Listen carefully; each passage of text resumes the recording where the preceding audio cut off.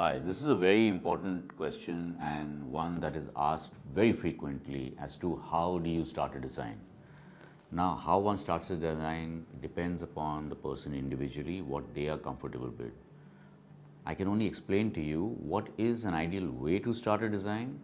The way we do it is take a look at what the plot area is, one, see what the requirements are, number two, see where the views are, number three, and what is the neighboring portion in the site and what does it have, and four, then decide the volume that you can build, how high or how low you want to go depending upon the kind of project and the typology of the building.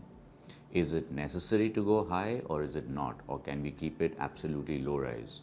But sometimes that solution is not available, so it is necessary to go high. Now, for example, this is a very small site in Congo in Africa where the site is only 2,900 square meters, and then it's got a really irregular shape. And when you study the site, we went on the site and looked out. Towards the rear, there are 15-story residential buildings already in progress, which is on the southern side. And if you go slightly up in this building, you start seeing views of the Congo River, and the views of the Congo River are literally at 180 degrees around.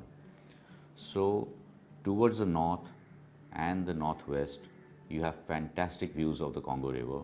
Towards the south and southwest, you are completely blocked by the residential buildings that are already in progress. So how does one design based on this?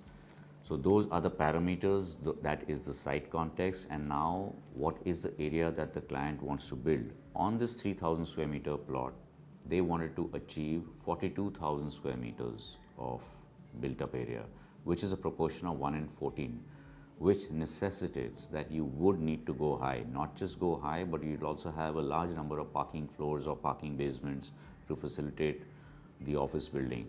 So the client's requirements were to build offices anything between 500 and 1,000 square meters on every floor. So these are now the challenges when one looks at this site. A, that it's irregular shaped. B, that it's totally blocked by residential buildings towards the rear. And then C, how does one capitalize on these amazing views of the Congo River? At the same time, how does one design for 14 times the site within this small site and take care of parking at the same time? So these are all the parameters, and then you start the design process, which when you keep all these parameters in consideration, the design kind of automatically, some things come straight away. So to begin with, you have a site which is this odd shape like this, and the main road is here. Now all the portion at the back is blocked, which is on the south. So that's the north, and these are the river views. So we decided that obviously this part needs to be blocked so that there is privacy from the residential building. At the same time, you are opening up the building towards the Congo River. So the service core comes here by default. And then the building kind of pans out in whichever way you would want to do it towards views of the river. So you have a circulation spine along the service core, and then you divide this into offices, but you keep the columns on the perimeter so that the office floor plate is completely flexible, whether you want to take 1, 2, 3, or an entire floor in the building. So now how does one decide what is to be done? So the volume that you get after leaving a fire access road on the perimeter is about 2,000 square meters. So to build up to 42,000 square meters, you need about 21 floors to be built with a floor plate of 2,000 square meters. So one could make a 21-story slender tower like this, or one could just make 1,000 square meters on a floor and go much higher and make it 40 stories higher. So now other parameters come into play as to what one should do. This is Congo.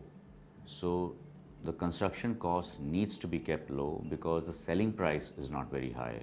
So there are a lot of parameters that have a role in how you design and what your design solution should be. So in this case, let's say we were to go really tall, the structural cost would have almost doubled. The time taken would be much more, and what would one achieve?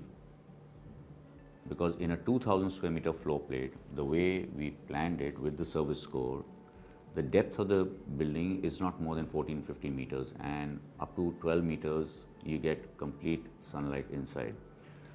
So it was not necessary to go high, so we decided that okay, let's take the maximum floor plate that we can do, which is 2000 square meters, go 21 stories, and then rather than building basements below, because we would need about 6 levels of parking, and 6 levels of basements would become very expensive, would take a lot of time, so rather than building basements, we decided it's much better to build podium car parkings, which are above the ground. And what this does is, the first office then starts at the 6th floor, and from the 6th floor you get absolutely clear views of the Congo River 180 degrees across like this.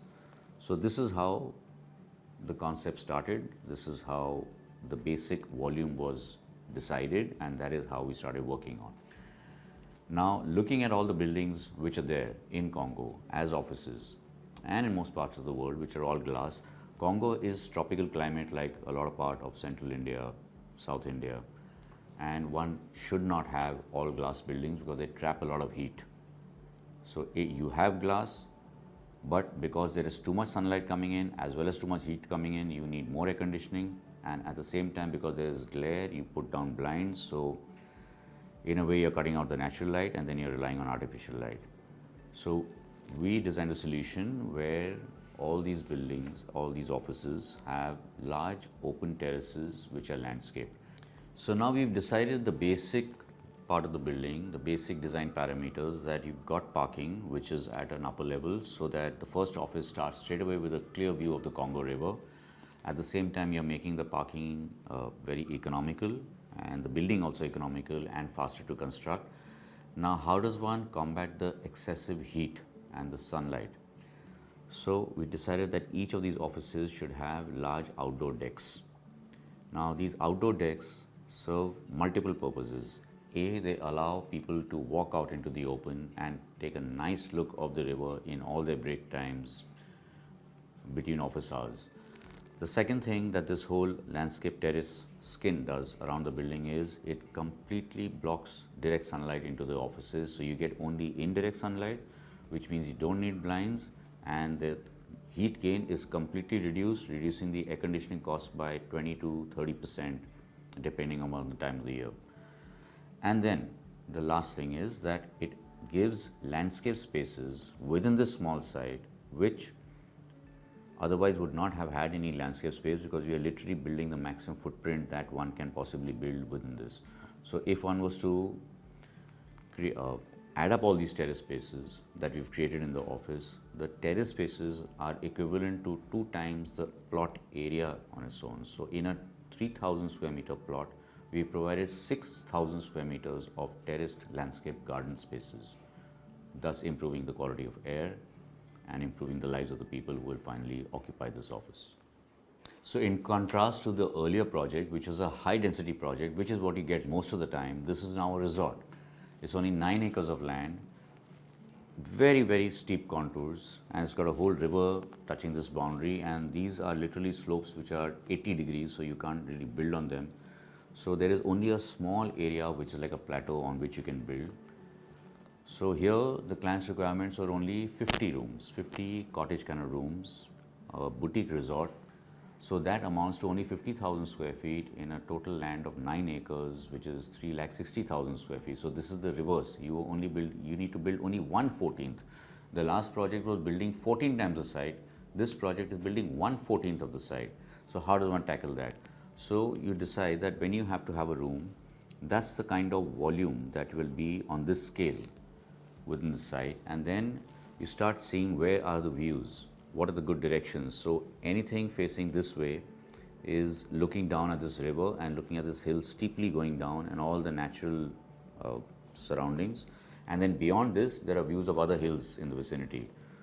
So by placing all these rooms like this along this nice serpentine path, you get a very interesting layout where each one of these room blocks is individual and they just have four rooms in each, and each of the rooms has a living room as well as so they are like suite rooms, like a resort, and with the restaurant and bar area at the highest level in the contour, which is visible from a distance, and so that these houses are actually below and the restaurant from above gets this amazing view of the river across with the hills.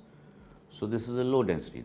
So again, it all depends upon what the parameters are, what the client's requirements is, and what is the site context, which way are the views, what are the directions, what are the materials available there, and how one should take cognizance of all of these things together and then evolve a design in a informed manner.